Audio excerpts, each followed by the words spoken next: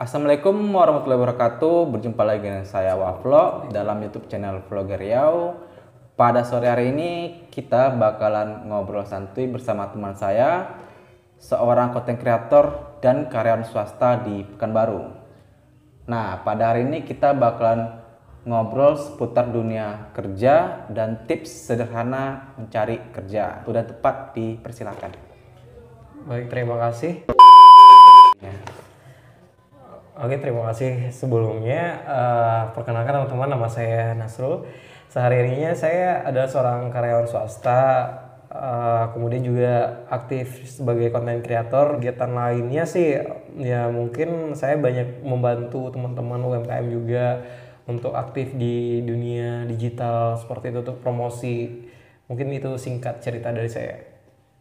Jadi ya pada hari ini kita bakalan bincang-bincang seputar tips mungkin berbagi pengalaman untuk di dalam dunia pekerjaan. Saudara Nasrul bisa berbagi cerita seputar pekerjaan yang sekarang lagi ditekuni.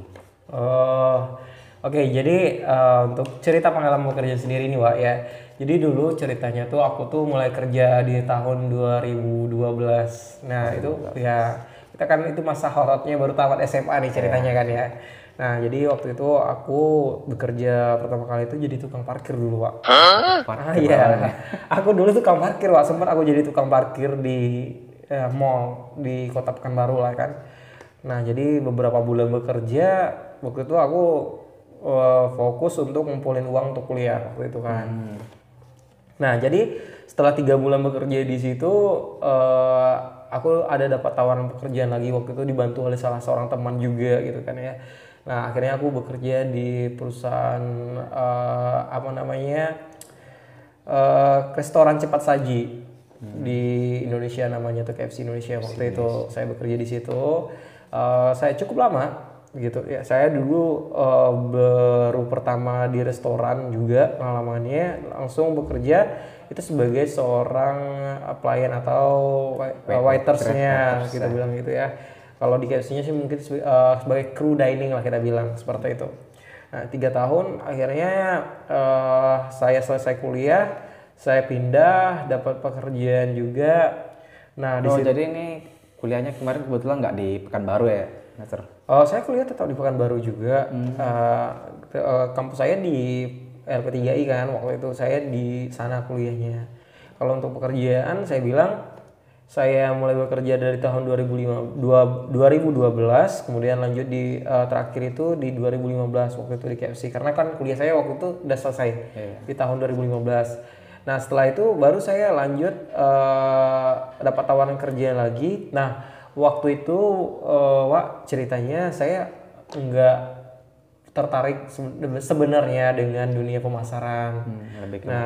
Saya lebih mungkin passion saya itu waktu tamat itu mungkin dunia administrasi seperti itu. Ya, biasa duduk di kantor. Iya, duduk di kantor gitu kan ya, kita membayangkan nggak capek-capek kerjaan di lapangan gitu, ber-AC, pergi pagi pulang sore seperti itu kerjaan. Nah waktu itu saya pertama kali karena nggak ada relasi yang cukup banyak ya. Karena kan saya sibuk di lingkup pekerjaan saya yang saya bilang restoran ya, mungkin lingkup saya masih sebatas itu aja dulu gitu. Nah saya waktu itu ada dapat pengumuman untuk mengikuti job fair di Hotel Mutiara Merdeka, kan sering tuh ya event-event job fair, di situ saya ikut.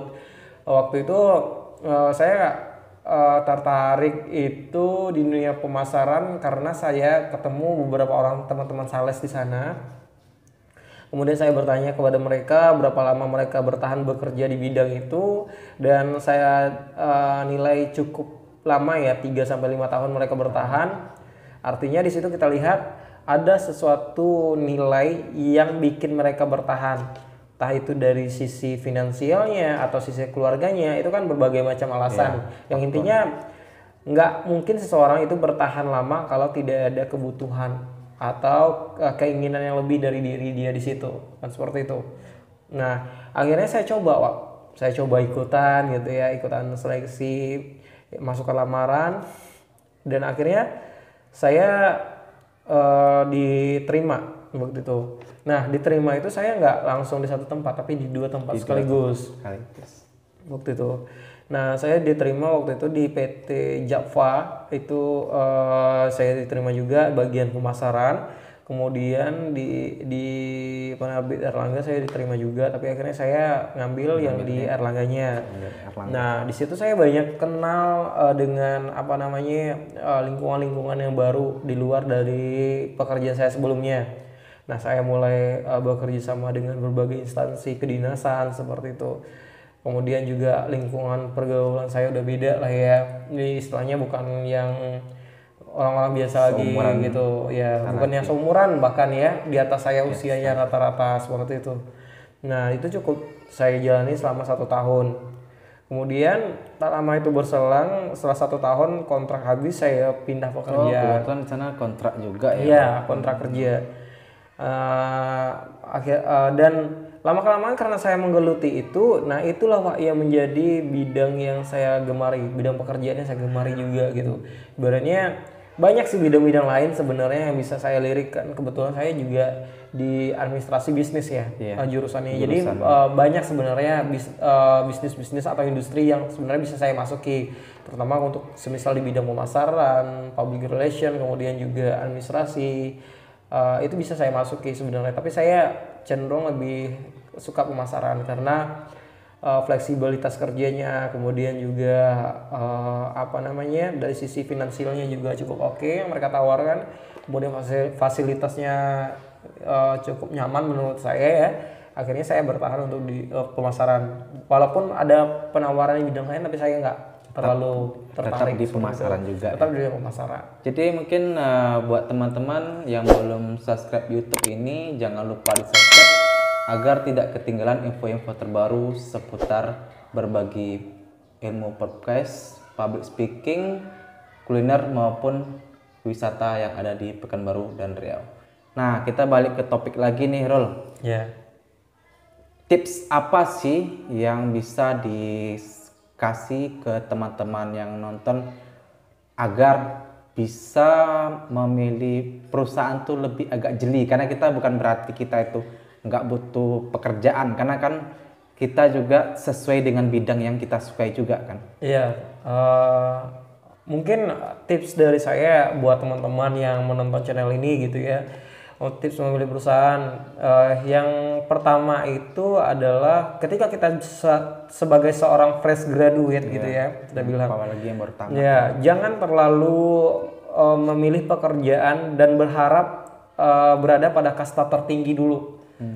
Karena kenapa? Karena biasanya kalau kita tamat kuliah kayak misalnya saya juga jadi dulu pengen cita-cita tuh kan mau tamat langsung kuliah langsung jadi manajer seperti itu gitu. Sementara kita nggak ada pengalaman sama sekali. Memang ada beberapa perusahaan yang saya bilang bonafit ya, yang menawarkan langsung posisi MT untuk lulusan baru.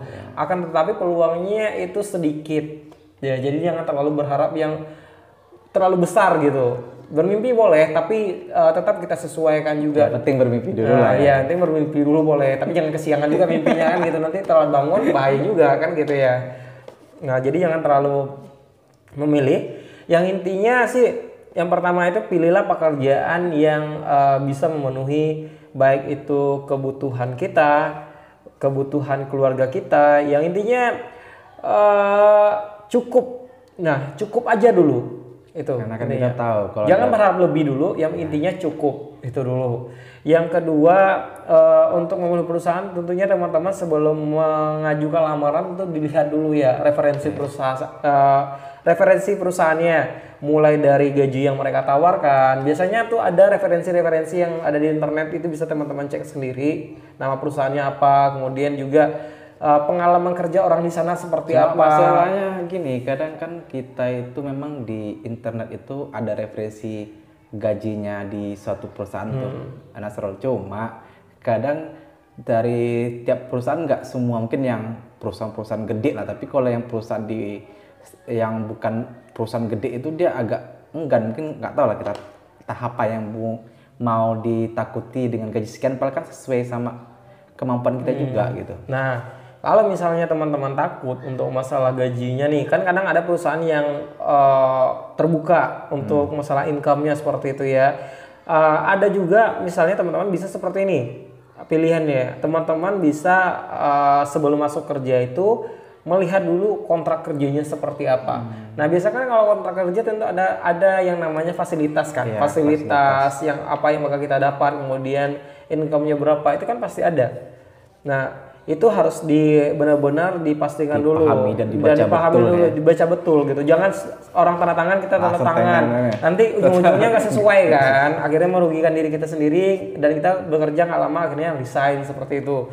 Makanya dipilih perusahaan itu yang memang betul-betul jelas hitam di atas putihnya.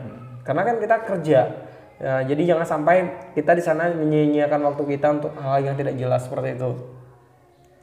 Kemudian itu dari sisi pendapatan ya, saya pendapatan. bilang. Kedua, pilihlah lingkungan kerja yang bisa membantu kita untuk berkembang baik secara karirnya maupun pengalamannya. Nah, kadang ada kan ya perusahaan yang kita memang nyaman nih bekerja, tetapi secara karir kita tidak berkembang di sana. Nah, itu bisa membuat kita itu teman-teman jenuh jadinya. Akhirnya memutuskan untuk resign kan seperti itu. Jadi carilah perusahaan yang sambil jalan sambil bisa membantu kita berkembang. Nah, gitu. Jadi kalau menurut Nasrul, kalau seandainya perusahaan itu memang benefit, tapi kadang kan ada juga tuh yang BPJS kesehatannya nggak ada atau tenaga kerja, itu gimana? Ya, kalau misalnya mereka tidak ada BPJS-nya, itu jangan dipilih lah, karena terlalu walaupun gajinya gede. Iya, walaupun gajinya gede, menurut ya gedenya gede berapa dulu kan gitu. Iya, nah, kita kan ada ukuran gedenya seperti apa. Tetapi menurut saya, dalam pikiran saya adalah pertimbangannya jaminan sostek itu sangat dibutuhkan, apalagi untuk kecelakaan kerja. Pasti. Nah, apalagi kita kondisi sakit. Nah, kemudian juga jaminan hari tua kita seperti apa. Bisa jadi gajinya besar tapi cuma kontraknya sesaat. Tidak ada kejelasan gitu kan, kita nggak bisa nuntut banyak di situ juga. Kemudian pastikan juga perusahaannya itu terdaftar di Disnaker. Teman-teman kalau terjadi masalah untuk menggugat itu sudah nggak bisa lagi terjadi di situ. Dan itu banyak terjadi. Jadi buat teman-teman, itu beberapa tips dari Nasrul, salah satu pegawai swasta yang ada di Pekanbaru. Nah, ini buat Nasrul nih, motivasi buat teman-teman ya bagi pencari pelamar kerja yang pemula nih. Jadi gimana sih kiat-kiat untuk bisa tetap harus berjuang dan semangat agar di tahun ini pasti harus bisa dapat pekerjaan di kotanya masing-masing. Ya, kalau saya sih teman-teman yang mungkin hari ini masih mencari kerja gitu Pak ya, jangan gampang menyerah. Misalnya kalaupun kita ditolak di satu tempat itu bukan berarti kita gagal. Nah, ini bukan kata-kata motivasi ibaratnya penyemangat ya, tetapi itu memang sudah saya lakukan gitu loh Pak. Jadi dulu sebelumnya saya beberapa kali nggak selalu mulus juga. Ada beberapa tempat yang menolak saya bekerja. Nah, mungkin yang anehnya dulu Wak, saya bekerja dulu pemikiran saya mungkin ya kayak kita melamar bekerja di Indomaret. Nah, itu kan ibaratnya untuk orang-orang baru tamat kerja kan kayaknya bisa. Kayaknya gampang gitu ya, kita karena bisa masuk gitu ya. Umurnya kan kita masih muda-muda banget gitu kan ya. Muda. Jadi kita gampang masuknya. Tetapi setelah saya coba dan ternyata saya gagal, bahkan HRD-nya teman saya sendiri juga gitu. Nggak bisa jebol ya kan? Bisa juga saya jebol. Nah, baiklah kita lanjut lagi. Oke.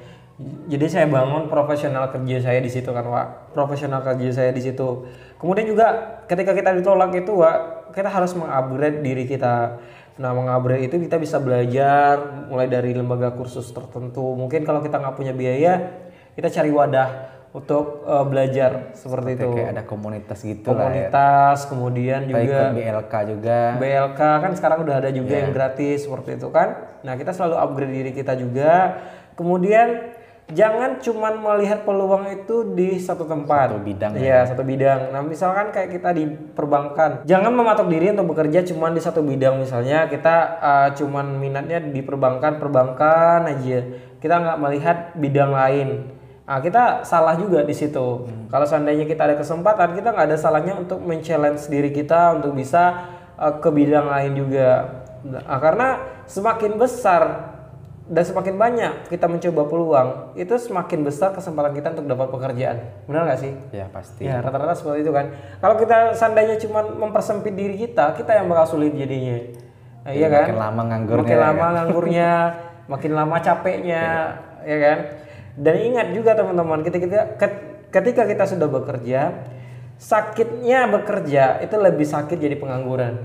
Apalagi kalau mungkin teman-teman berpikir di rumah itu lebih banyak pengeluaran orang bekerja daripada nganggur. Padahal buat teman-teman yang tahu itu pengangguran lebih banyak pengeluarannya ketimbang pemasukannya. Gitu. Iya. Karena apa orang menganggur?